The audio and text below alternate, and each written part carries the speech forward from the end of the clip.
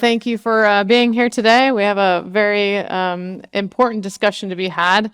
In keeping with beginning this morning with kind of macro conversations and looking at economic drivers of things, we're actually really going to start there and shape our discussion here. I think oftentimes when we talk about tokenization, we get very fixated on the technology immediately. And perhaps I'm biased as an economist, actually, by training. I always approach the digital finance side of life from the economics question of what is actually at the level of demand that is driving an economic need to be met by something. So with that kind of background, I want to get into, again, consumer demands and various expectations are really driving innovation and changes in payments. Over the last years, we've observed a lot of shifts in the payment system, in innovation and ways in which we're looking at meeting that demand. We've seen public sector initiatives such as the G20 program that's focused on a roadmap for improving the speed, lowering cost, transparency of payments. We've also seen private sector objectives that are focused on bringing new technology to the game to facilitate some of those things and meet different consumer needs. So economic trends as well, certainly driving both in tokenization, but other aspects of technology that can bring greater efficiency to the market and perhaps address other financial inclusion issues. So let's start, Dante, from that kind of macro view. What changes do you see just taking place at the core of the global payment system, and especially over the last 4 years? How would you characterize its development? Yeah, well, first of all, it's great to share a stage with two luminaries and to be here today at IAF. So I think first we have to look at the sort of wave of tokenization. It's hard to decouple it from the pandemic, I think, as one big macro phenomenon, which was that during the course of the COVID-19 pandemic, we saw not only a rapid adoption of alternative technologies and payments, perhaps people preoccupied with, the challenges in how we move money laid bare, lots of vulnerabilities in the payment system. So while many may know me as a leader in the sort of digital assets market and community, I spent a good part of my time also on the national security environment and working on FEMA's National Advisory Council, that is the U.S. Federal Emergency Management Agency. And what the COVID-19 pandemic revealed here in the United States was pre-pandemic vulnerabilities in our payment system, right? So if you're asking an entire population to quarantine at home, and if at the same time you're mobilizing an unprecedented amount of government to citizen payments, and much of which was delivered through a check, which in a quarantine, a check may very well be a liability and not an asset. We have, both in the US and around the world, lots of challenges in the void of instant payments. And so when you fast forward and you look at what tokenization could represent, not just to money, because the money piece of the puzzle in some ways is the easiest piece to resolve, it's actually the rails in which money could move at scale. And therein lies a lot of the issues with the payments challenge, the walled garden challenge that we have in payments. And in so many parts of the world, so much of the way we move money is somewhat stranded in either closed silos and not interoperable with one another, or stranded in a model in which to move money fast incurs lots of fees.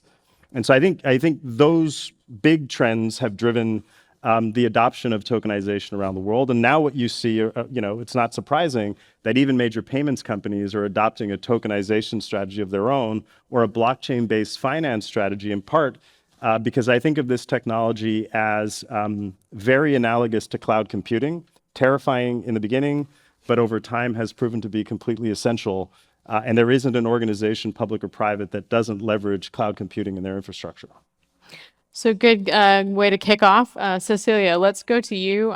Thinking about how you've kind of seen the landscape evolve over the last 4 or so years, looking at opportunities and efficiencies, especially for tokenization, given these economic challenges. So first of all, thank you also for inviting me. Great to be here. Great to be back. So I must have done something right at previous meetings. I agree with Dante that the pandemic put a spotlight on a lot of, say, the weaknesses and the disappointments in that we actually have in our current system.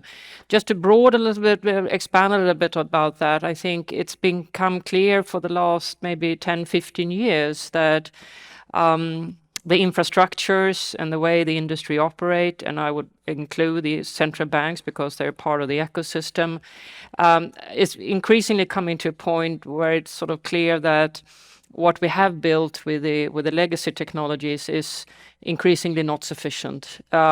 We built a system, or our predecessors built systems decades ago, catering for mostly domestic needs.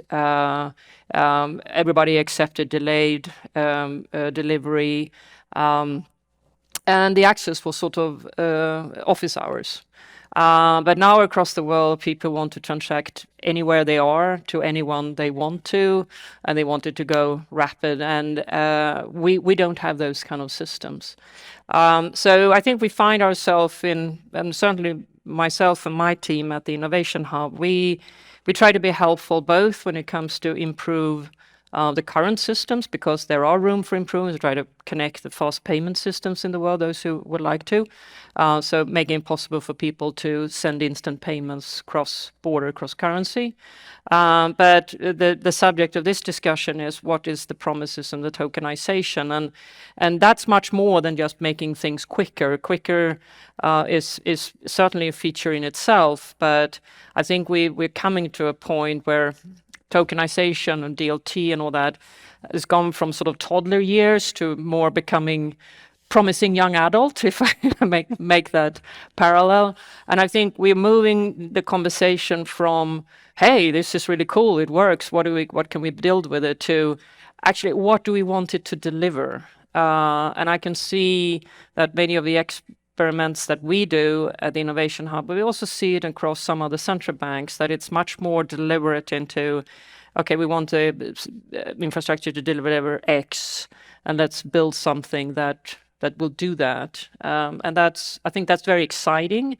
But then we get into a lot of thorny issues as well, but we can come back to that. We certainly will. So before we leave kind of this thread, Dante, so you can start with COVID, you can start with economic drivers. I would argue that changes in the payment system certainly started even before that, perhaps accelerated during COVID, or the need, right? If you look at various initiatives, sure, there are bodies, as I mentioned, the G20 and its payments initiative. What other drivers do you think, if not a specific public sector body, what other drivers do you think are pushing this evolution or perhaps revolution forward in the payment system? Yeah, I mean, one, I was hoping to get through the entire panel or conversation without mentioning Libra once, but it's hard not to, with the benefit of hindsight, look back. And obviously, we've learned lots of lessons, me especially, that you should not put out a paper that says, move fast and break things does not work with money. But in every respect, I think it was catalytic, especially of the central bank conversation around payment systems innovations from the central banking lens. But there were two big forces that I agree with you predate the pandemic. One, you could argue, was big tech and the encroachment of big tech in the payment system. And the second might have very well been China tech. And that from a geopolitical lens and a geostrategic lens, now you fast forward with the advent of two wars in the world and this idea that you don't weaponize a currency, you weaponize the rails on which a currency rides. The acceleration of alternative payment system developments around the world is a real big byproduct of financial services super apps gaining scale around the world, and this idea of having censorship-resistant rails on which money rides. The money piece of the puzzle, I think Cecilia and I will not disagree at all that you can call the tokens whatever you may want, a stablecoin, a tokenized deposit, or a central bank digital currency. In some respects, that's the least interesting piece of the conversation. It's actually the advent of the rails themselves. And I think we have to acknowledge that some of these technologies have gone from the fringe of finance to the core of finance, and that, in my view, is really the direction of travel here. It's convergence between traditional finance and fintech and novel companies operating at the infrastructure layer of these technologies, sort of becoming increasingly embedded. That's a big driver, in my view, of tokenization strategies, from the very largest of the banking institutions in the world to also, of course, the public sector innovations. So to the public sector and innovations, the central banks around the world are certainly working on numerous initiatives with respect to tokenization and payments largely. Cecilia, as you think about the various efforts and initiatives underway on the public side, what stands out to you about how central banks are exploring tokenization? Well, there's a number of things, but something that excites me a lot is what we try to do in the cross-border payment space. And we have done a number of projects in that field, and I think we have sort of moved on from realizing, this could actually be very valuable to go into this technology, to sort of, okay, how could we do it? And I think that's also a conversation we're having with our partners, with our vendors on how to build going forward. I'm very excited about Project Agora. It's a huge undertaking with 7 major central banks and a number of private institutions working with this. We'll sort of make the first round together. We don't know whether there will be more, but we have committed to one, and to see if we can sort of develop a prototype, see how this could be done in a more tangible fashion. But to really harvest the beauties of this technology, you need the legislators, you need the lawyers. They have to come into the room. When we moved from, my first share was a physical share I got from my dad, but I controlled the ownership through I held it. But now we're used to things are being sort of controlled in a much more implicit way, and the legislators are making that happen. So it won't take off until we brought the technicians, the economists, and the legal people into the same room, and they will say, "Eureka! Here we have it. This is what we can do." Then it can scale on a big. Until we get that, it will be more of a marginal thing, I think. Those darn lawyers. It turns out you actually really need them. Absolutely. Sometimes. Be nice to them. They keep us out of trouble. All right, so let's dive a little bit more into economic opportunity, into global development, and to kind of looking at different efforts that are underway, perhaps not as big of headliners, but very important efforts that are going on. So I know Dante in particular, I know Circle has been more recently expanding into even a broader set of geographies, and has many different products that you're working on and things in areas like Brazil and the rest of LATAM. You've been in Africa for some time. Talk to me about how you see tokenization really addressing some of the dynamics of development, perhaps human rights. Yeah. I mean, it's been a big driver for me, and I think for Circle all along. The ability to move money today by traditional analog rails exacts the highest cost from the people who could afford it least. So if you think about it globally, remittances and peer-to-peer remittances pre-pandemic were $700, $800 billion sort of officially reported cash flow.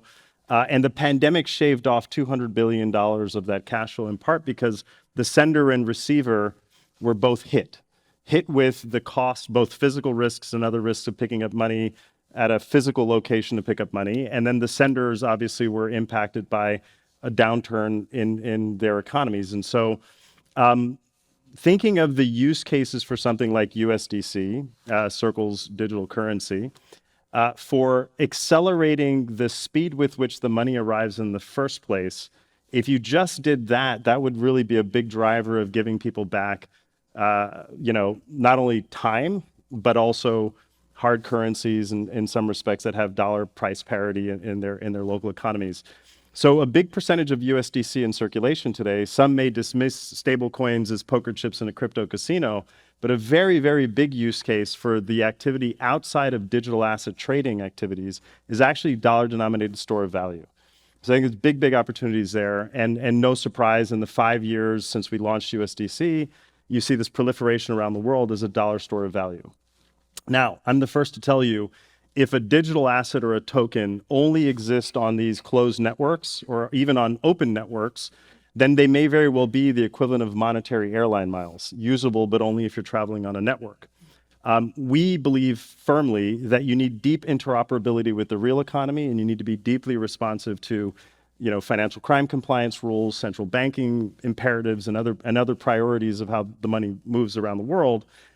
In order to do that, you then need to ensure that you're banked and bankable, and that gives people on and off ramps all over the world. And so we've seen lots of partnerships with groups like MoneyGram and many others that are supporting that digital cash to real cash sort of exchange. And I think those types of networks will proliferate around the world. Cecilia, to you, thoughts? Yeah, so I think it's a nice vision to have that, we should, I mean, in the same way as I can pick up my phone anywhere in the world and call or text anyone else, almost anywhere else in the world. It would be fantastic if we could offer a financial system to people as easy. But we also know that there is a lot of complexity, difficulties, or good reasons for frictions, and I think Dante and the industry Dante represent has spotted an issue in the world, not in the advanced economies, but certainly in the emerging economies, suffering from actually not even bad rails, but worse rails, correspondent banking network withdrawing, for good reasons. We don't want to have a money laundering, finance terrorism. I think digital fraud is also something that is a big problem on the rising. So finding the sort of right balance here is tricky. And one discovery I've done in my job is that different central banks, different public sectors across the world has very different takes on this. So there are part of the world where the typical central bank sort of gladly jump into a conversation and experimenting around financial inclusion, also open finance. But and there are others where they would never dream of it because they have different remits. There's different sort of DNAs how they operate. And that's the way it is. We can't change that. What I'm telling my colleagues in the world in the central banking community is try to be patient. That some have this objective, and they should be allowed to go ahead, and perhaps it could be helpful for everybody in the long run. One last thing about money laundering, finance terrorism issues. We're doing some work around also, not tried only to make the system better, but also to safeguard these things. We know that, again, coming back to the legacy system, it's too much silos, it's too much, everybody has to do their own check, and then when something goes wrong, you have to roll it all back. And you think, this is the 21st century, why can't we get this done? So pre-compliance checks is, I think, pre-trade compliance checks, that is hugely important to get that. Again, you need the lawyers to fix that. If I may, just a brief add-on there. I think we've always tried to prove that financial innovation, financial inclusion, and financial integrity were not trade-offs. And right now, we just have to acknowledge as a world, and it seems like a fitting week to do it with the IMF and the World Bank meetings happening, that we have this really exclusionary financial crime compliance framework that only got hardened after 9/11, in which the fear of a single bad payment in a continent or a region has, in some respects, again, largely debanked, or through de-risking and other issues, the entire region. And I think when you think about the power of tokenization as a medium of exchange, it's the opportunity to even execute a quote unquote good payment in a very complex environment. Now, obviously, to do this at scale, you have to partner with governments and the Treasury Department and State Department and others. We have some really powerful use cases. In Venezuela, at the height of the COVID-19 pandemic, a network of more than 60,000 doctors were able to receive USDC as a digital cash assistance model that worked exceedingly well. Similarly, in Ukraine, together with the United Nations, we're able to deploy digital cash assistance to Ukrainian refugees. And so I think of this, again, as an extension of what banking and payments would look like in order to reach into places that may otherwise be completely unreachable through the brick and mortar financial system. Not necessarily, and I think this is part of the unfortunate narrative of tokenization and crypto in the very beginning, was that it was an anti-establishment innovation. I will reveal on IIF's stage that crypto needs banks more than banks need crypto. And I think the extension of these innovations well beyond their remit is the point. Yeah, it draws me back to actually a conversation that we had some years ago about how the importance of how much harm can be done by a small amount of money that's illicit money moving, and so the importance of the safety and soundness of the payment system. But what I'm hearing is perhaps that tokenization and some improvements or differences in how we build these technologically might be able to mitigate some of the downsides that have been kind of a consequence of needing to ensure that we kind of enforce that safety and soundness of actors participating in the system. Yeah, absolutely. But you need some really thorny, in some parts of the world, thorny components to get this working. One, for example, is digital identifications. I mean, if you think about what makes a capitalistic system work, well, in my view, it works because you can at any point in time know who is owning what, and you know that you can make transactions fairly easily. That's the whole beauty of it. And we have found over the hundreds of years ways to deal with this, and now we're going sort of fast forward into this digital world, and we know that we want to do with this on a broader scale. But then we have to have some, like in a traffic system, we have to have the traffic lights and the traffic rules and the signs. And I would call digital ID that is universally accepted, or at least accepted in many parts of the world, is a critical thing. And the other one is you can have rules in every country on how tokenization should work, but then you have to have mutual recognition as well. So great technology, but we need those bits as well, and that is a political conversation to have, and we haven't really even started that, I would say. The conversation that it connects to, though, is I feel like oftentimes, and in conversations about tokenization, I hear the critique, why isn't it moving faster, right? We've been talking about tokenization for a while. The IF actually a couple of years ago at our annual meeting had a panel on the tokenization of everything, I think was the title. Why is this not moving forward more quickly? And I hear some skeptics actually say, well, it's not moving forward very, as quickly as we wanted, and perhaps that's a reason that maybe it's not going to be as great as we all thought it would be.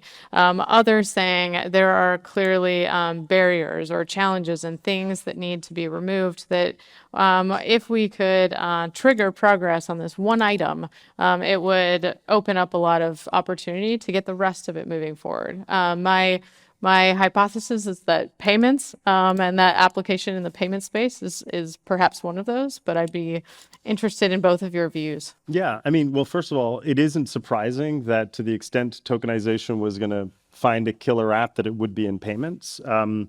And when you fast forward again within that same 5-year span that we're talking about, one of the missing links actually was legal and regulatory clarity.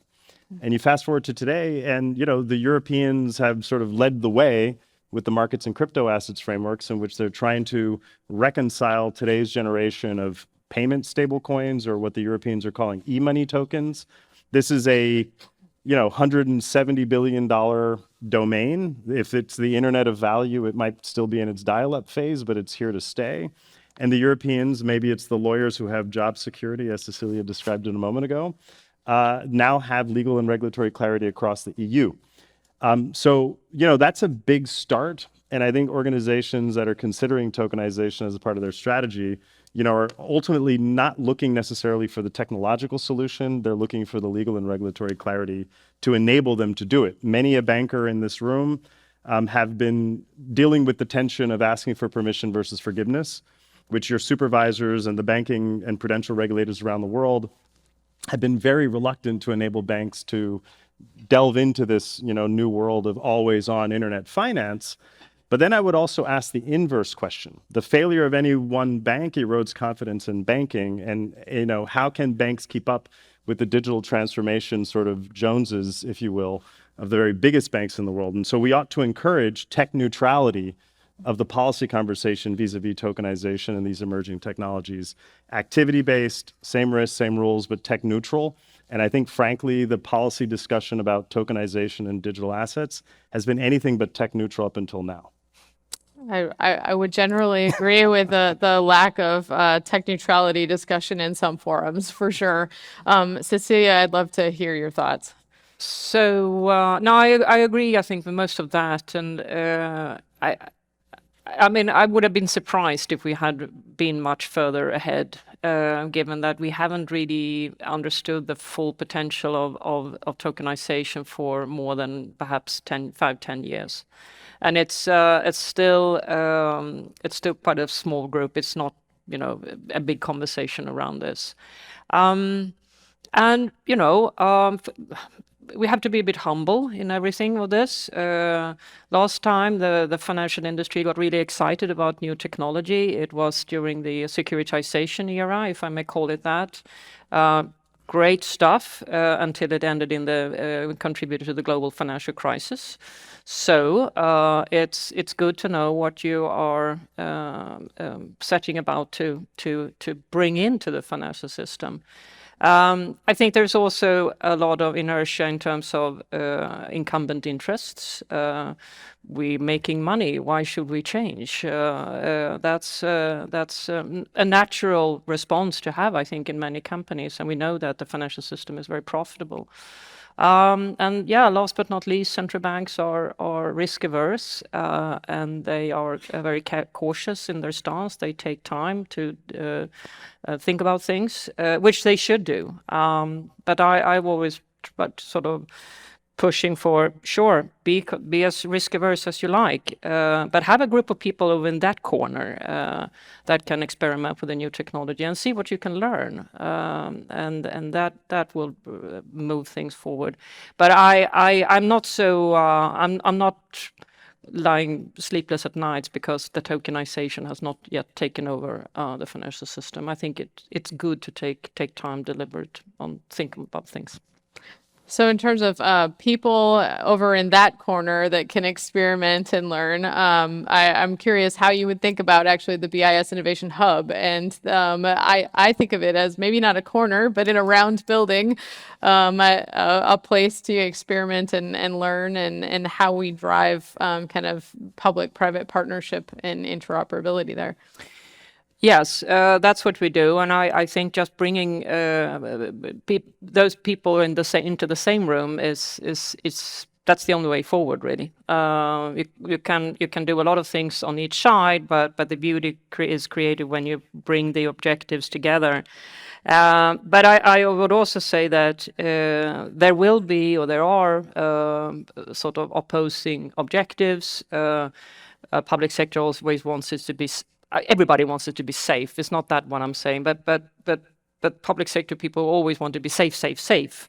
While private sector wants to have it flexible and possible to open new opportunities, as they should be thinking about that. And it's the open system, low entries to low barriers to entry is typical of a public sector objective. Until the financial stability issues come around, and you can think about, do we want many partners, or do we want many, or do we want fewer? It's always easier to supervise a few. So I think these sort of issues is going to flow back and forth for another couple of years. But let's meet here in where are we, in a year's time or in a year and a half time, and see where we stand with Agora at that time. Yes, very excited to see where we get with that. I want to key on your the public sector, or perhaps central banks want to be safe, safe, safe.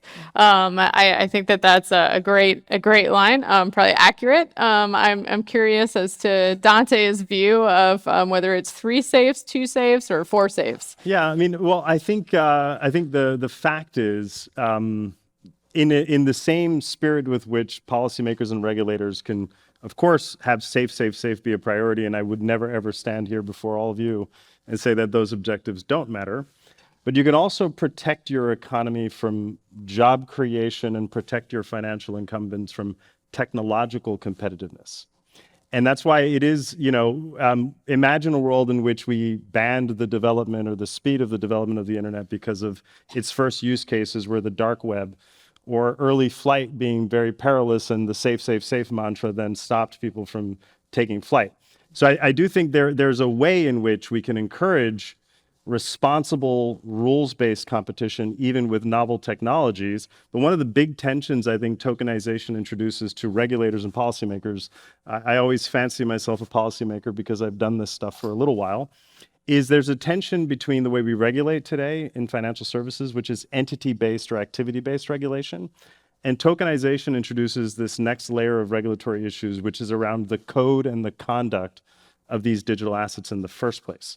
To the extent they are designed to truly be tokenized and that we can transmit them individually on a peer-to-peer basis around the world, we have to extend the regulatory imagination of the world. And Cecilia mentioned this idea of harmonization, I think actually becomes the next critical policy and regulatory development. The innovations aren't going away. They're here to stay, they're legal, and they enjoy legal certainty in all of Europe, but it's a code and conduct question for regulators, not just next to choke and entities and activities. So you could have safety and speed. And frankly, the more we could also pull this into the banking and the regulatory perimeter, the better, because then it'll also create a world in which people are not stuck. The last quick one I would argue is telling people to put their seatbelts on after a crash doesn't produce better safety. And a lot of financial regulators have done that. We regulate in hindsight as opposed to regulating with foresight. And some of these novel activities aren't going away. The more we regulate them with principles versus prescriptions, the better.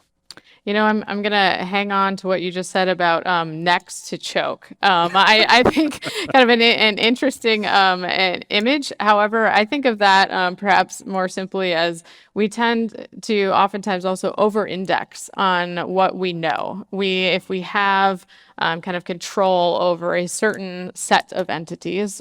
For instance, I think the banking industry is certainly one where we have familiarity with the banking industry and ways that were practiced in kind of tightening the screws. And so perhaps sometimes we over-index on our conservatism with their ability to move forward and to innovate and to be the folks in the corner kind of doing interesting things. I know we've certainly had discussions around that in the context of the Basel Committee. We've had the good timing of this panel today with the FSB's report coming out this morning on tokenization.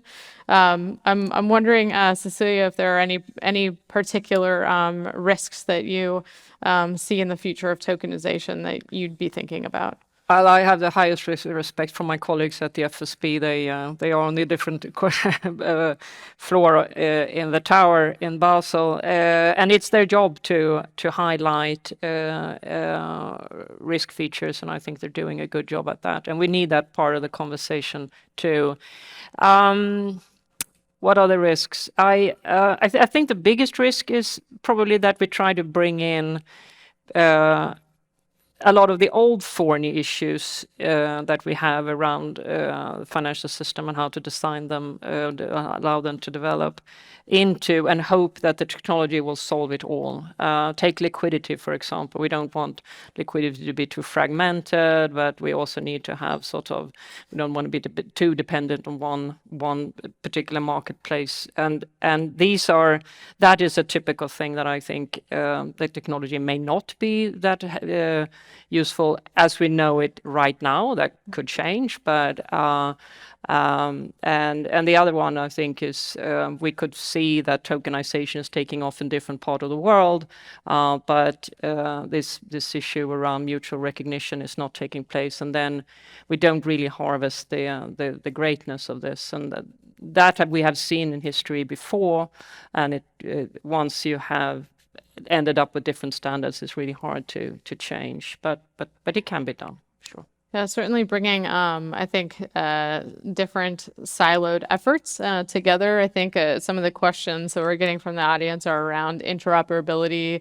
Just how important will it be to bring different efforts together to ensure that fragmentation doesn't happen and that liquidity is present. I've also heard some comments about the potential for tokenization to make markets that aren't as liquid today more liquid. I have also had kind of the opposite critique though, to point out that tokenizing something doesn't necessarily make the actual asset that it represents any more liquid than the asset already is.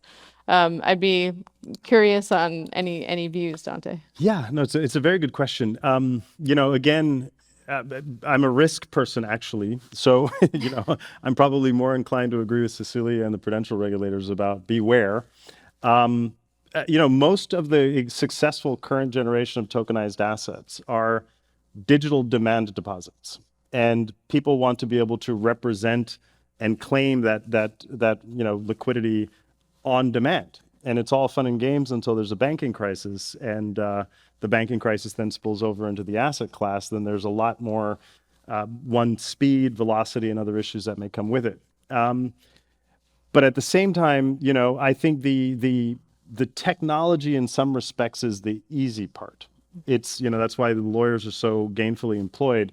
It's the entrenchment and it's the sort of institutional sort of silos and inertia that actually prevents some of these technologies from reaching the type of scale they could reach, because demonstrably, the rails, the public blockchain or the DLT infrastructure on which tokenization depends really works at scale. We're starting to see progressive improvement over time. That's why one of the reasons I'm a little concerned with some of the public sector big bets on this is that it would be a bet against Moore's Law and a bet against technology development, which is moving very, very fast. We need to figure out how to balance that, the need for safety and soundness and guardrails within money and finance, while at the same time encouraging this kind of responsible rules-based competition on the edges, because there's a lot of things you and I cannot do with our money, and our financial needs don't take bank holidays. And so I think of this as completing unfinished work in the system as opposed to being completely disruptive. Any reactions, Cecilia? Yeah, I think that's an interesting way to think about it. That instead of going from the current system to something completely different, that's unrealistic. It will be a sort of more of a gradual change, and I think it's interesting that some of the central banks are in the world. There are not many, but there are a few who are actually now rebuilding their RTGS systems to accommodate for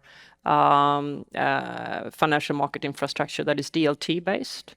So you can sort of find I don't know if it's the best of two worlds, but certainly two worlds together, because I come from central banks. We always wave the flag for settlement central bank money. It's the safest thing you can have.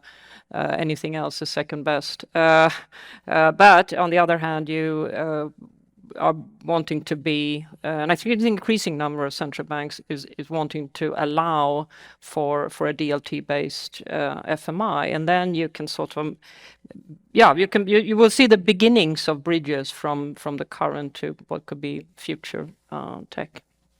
So speaking to future in our final minutes, Cecilia, you brought up what we would be talking about a year from now on this stage. I referred to 2 years ago talking about the tokenization of everything, and that we have perhaps moved forwards more slowly in tokenization than some would prefer. About a year from now, what do you think not only we'll be talking about, but what decisions do you think are being made today? Kind of key points that if we them up today or we look at them today, that will fundamentally impact what we're able to talk about 12 months from now? So I have no idea what we will talk about, but I have an opinion about what I want us we should to talk talk about.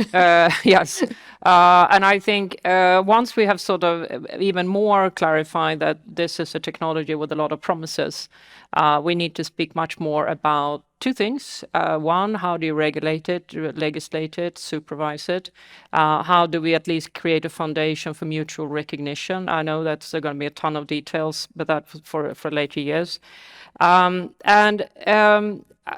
would like to ask the current financial industry to embrace change too, because there's one thing that you have a lot of people exploring the possibilities in the technology, but if the C-suites are saying, well, we're making money as it is, so don't come and bother my life, that's not how we make progress. So everybody has to try to embrace this and, well, at least try to be helpful and see if we can move this forward, because the financial infrastructures of today, they are not going to be fit for tomorrow.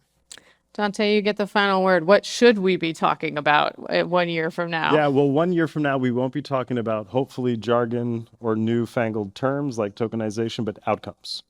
I'm reasonably confident we'll get there, and we'll have also the benefit of transatlantic legal harmonization with a U.S. law regulating this industry as well. Fantastic. There you have it. We'll wrap up today's session. Look forward to doing a lot more work with both of you and look forward to seeing what the next 12 months bring. Thank you. Thank you.